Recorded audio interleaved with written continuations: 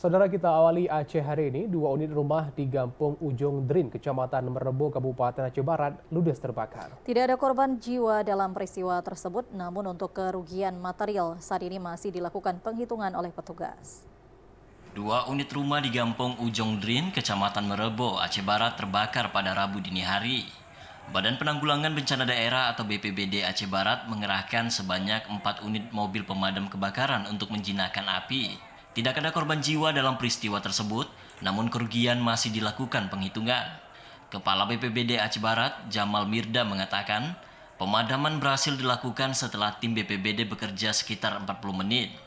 Selain melakukan pemadaman di sumber api, BPBD juga melakukan penyekatan agar api tidak merembes ke rumah penduduk lainnya.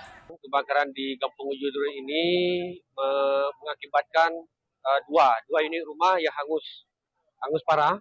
Sementara satu unit rumah itu bagian dapur belakangnya.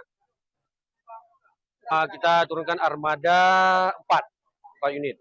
Satu yang dari armada pos terdekat Merebbo dan 3 dari pos induk.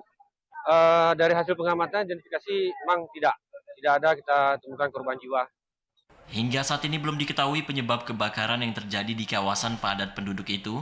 Warga diimbau untuk lebih berhati-hati, terutama ketika rumah dalam keadaan kosong. Dari Aceh Barat, Azhar, TVRI Aceh melaporkan.